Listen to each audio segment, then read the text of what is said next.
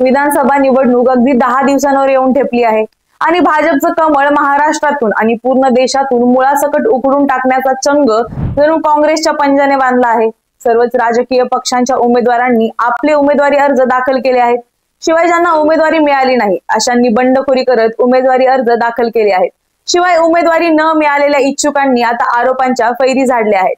यंदा मुख्यमंत्री काँग्रेसचा हे वक्तव्य काँग्रेसच्या बड्या नेत्यांनी केलं आहे। त्यामुळे काँग्रेस नक्की कोणाला मुख्यमंत्री करणार? या यादीमध्ये नाना पटोले हे नाव सातत्याने ऐकायला मिळत आहे। पण नाना पटोले यांना यंदाची निवडणूक अवघड जाणार असल्याचं बोललं जातंय। कारण काँग्रेसचे प्रदेशाध्यक्ष नाना पटोले साकोली विधानसभा मतदारसंघातून निवडणूक लढवत आहेत आणि त्यावेळी त्यांना इथून चितपट करण्यासाठी भाजप महायुतीने एक मोठी खेळी खेळल्याचं बोललं जातंय। आता नक्की ही खेळी आहे काय आणि नाना पटोले यांच्या समोर यामुळे मोठं आव्हान उभं राहू शकतं का? जाणून घेणार आहोत प्राईम संवादच्या आजच्या भागात। नमस्कार, मी सारिका प्राईम संवाद या युट्यूब चॅनल वरती आपणा सर्वांचं स्वागत करते। विधानसभा निवडणुकीत विदर्भात रंगतदार लढती पाहायला मिळत आहेत। कारण इथून भाजप आणि काँग्रेसचे सगळे प्रमुख नेते मैदानात आहेत। यापैकीच एक काँग्रेसचे प्रदेशाध्यक्ष नाना पटोले साकोली विधानसभा मतदारसंघातून निवडणूक लढवत आहेत। साकोली विधानसभा मतदारसंघात कोणते मुद्दे निर्णायक आहेत जे थेट निकालावर परिणाम करू शकतात? कोणते मुद्दे निकाल ठरवू शकतात? इथलं राजकीय समीकरण काय सांगतं? नाना पटोलेंकडून साकोली मिळवणं भाजपला शक्य होईल का? साकोलीत कोणाचं पारडं जड? या प्रश्नांची उत्तरं समजून घेऊयात। पण त्याआधी या मतदारसंघाचा इतिहास आपल्याला पाहायला लागेल।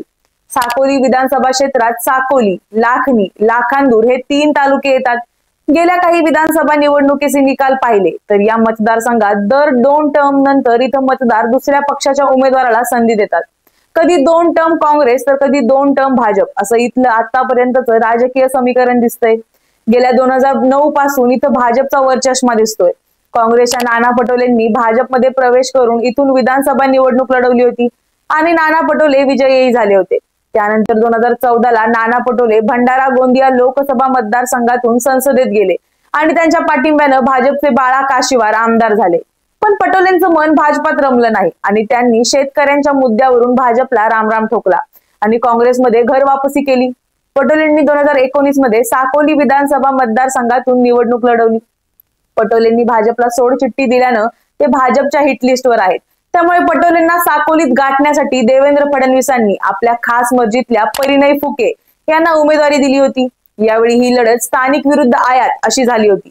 फुके नागपुरातून आयात केलेले उमेदवार आहेत असा प्रचार नाना पटोलेंनी केला होता। इथं सेवक वाघाये हे वंचितचे उमेदवार होते। त्यांना तब्बल 34,436 मतं मिळाली होती। तरी नाना पटोलेंच्या 6,240 मतांनी विजय झाला होता।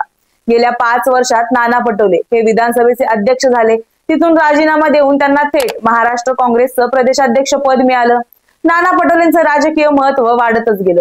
काही दिवसांपूर्वीच विदर्भातल्या काँग्रेस नेत्यांनी काँग्रेसचे जास्त आमदार आले तर नाना पटोले मुख्यमंत्री होतील असं बोलून सुद्धा दाखवलं। साकोली विधानसभा मतदारसंघ आणि भंडारा जिल्ह्यावर नाना पटोलेंचं मजबूत पकड आहे।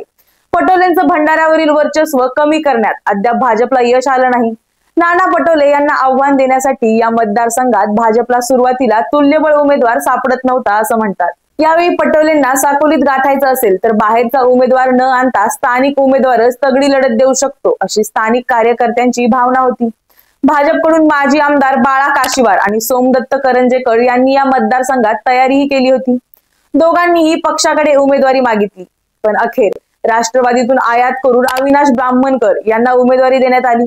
अविनाश ब्राह्मणकर हे कुणबी असून ते प्रफुल्ल पटेलांचे कार्यकर्ते आहेत। तसंच ते जिल्हा परिषदेचे सदस्य देखील आहेत। साकोली विधानसभा क्षेत्रात विकास, बेरोजगारी असे अनेक मुद्दे आहेत पण आतापर्यंत या मुद्द्यांचा निवडणुकीवर थेट परिणाम कधीच झाल्याचं दिसलं नाही।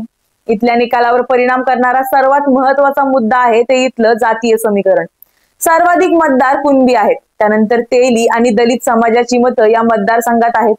कुणबी आणि दलित मतांमुळे नाना पटोले या मतदारसंघातून निवडून येतात। तसंच लोकसभेलाही या मतांचा फायदा होत पडोळे खासदार झाले।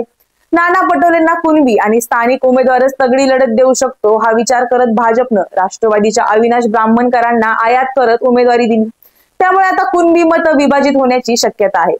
पण जवळपास सर्वच मतदारसंघात तेली मतांचा ओढा हा भाजपकडे। पण या मतदारसंघातील तेली मतं यावेळी भाजपचे अपक्ष उमेदवार सोमदत्त करंजेकर यांच्यामुळे विभाजित होण्याची भीती आहे। त्याचा फटका हा भाजपच्या उमेदवारालाच बसू शकतो। असं भंडाऱ्यातले राजकीय जाणकार सांगतात। दुसरं म्हणजे भंडारा विधानसभा मतदारसंघात दलित उमेदवाराला संधी द्यावी अशी मागणी इथल्या स्थानिक काँग्रेस नेत्यांनी केली होती, पण काँग्रेसनं पूजा ठवकर यांच्यासारख्या नवीन चेहऱ्याला पसंती दिली। त्यामुळे इथल्या काँग्रेस नेत्यांसह बौद्ध समाजानं नाराजगी बोलून दाखवली आहे। त्यांनी यावेळी भंडारा, तुमसर आणि साकोली विधानसभा क्षेत्रातलं समीकरण बिघडवण्याचा इशाराही दिला होता। पटोले काँग्रेसचे प्रदेशाध्यक्ष असल्यानं इथल्या बौद्ध समाजाच्या नाराजीची झळ साकोलीपर्यंत पोहोचून त्याचा फटका पटोलेंना बसण्याची शक्यता असल्याचं बोललं जातंय। अविनाश ब्राह्मणकर हे राष्ट्रवादी अजित पवार गटातून आयात केलेले उमेदवार आहेत। इथं भाजपचे नेते इच्छुक होते, त्यांनी तयारीही केली होती, पण ऐनवेळी अविनाश ब्राह्मणकर यांना तिकीट देण्यात आलं, त्यामुळे स्थानिक भाजप नेते नाराज झाले।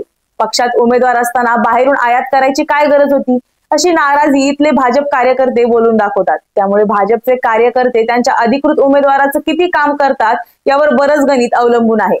भाजपनं आयात उमेदवाराला संधी दिल्यामुळे भाजपचे नेते सोमदत्त करंजेकर यांनी बंडखोरी केली। भाजपचे माजी आमदार बाळा काशीवार हे उघडपणे भाजपच्या बंडखोर उमेदवाराचा प्रचार करताना दिसतायत। तसंच सोमदत्त करंजेकर यांचे वडील ब्रह्मानंद करंजेकर RSS सोबत संबंधित आहेत। करंजेकरांचं शैक्षणिक संस्थांच्या माध्यमातून जनसंपर्क आहे। दुसरीकडे अविनाश ब्राह्मणकर हे जिल्हा परिषद सदस्य असून त्यांचं फारसं वलय दिसत नाही, ते प्रफुल्ल पटेलांचे कार्यकर्ते आहेत।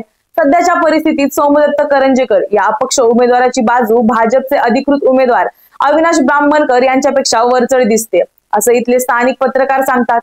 पटोले यांना पाडायचं असेल तर कुणबी उमेदवार द्यायचा हे समीकरण भाजपवर उलटू शकतं, कारण स्थानिक भाजपच्या नेत्यांना उमेदवारी देण्याची मागणी असताना यांनी राष्ट्रवादीतून उमेदवार आयात केला। त्यामुळे साकोलीमधले मोठे भाजप नेते आणि पदाधिकारी दुखावले आहेत। याचा फटका भाजप उमेदवार अविनाश ब्राह्मणकर यांना बसून त्याचा फायदा नाना पटोले यांना होऊ शकतो, असं लोकसत्ताच्या भंडारा इथल्या पत्रकार कविता नागपुरे सांगतात। मतदारसंघात नाना पटोले, सोमदत्त करंजेकर आणि अविनाश ब्राह्मणकर अशी तिहेरी लढत होण्याची शक्यता आहे। आता या तिहेरी लढतीत कोण बाजी मारणार हे बघणं महत्वाचं आहे। भाजपने जरी नाना पटोले यांच्या समोर आव्हान उभं केलं असलं तरी यंदा आपण लोकसभेत भाजप विरोधात लाट पाहिली आणि काँग्रेसनं पुन्हा एकदा लोकांचा विश्वास संपादन केल्याचं पाहायला मिळालं, कारण काँग्रेसचा स्ट्राईक रेट हा यंदा उत्तम पाहायला मिळत आहे। त्यामुळे काँग्रेसच्या निश्चित विजयी मानल्या जाणाऱ्या उमेदवारांमध्ये नाना पटोले यांचं नाव अग्रस्थानी आहे। 2009 आणि 2019 ला दोनही टर्म नाना पटोले साकोली विधानसभा मतदारसंघातून निवडून आले आहेत।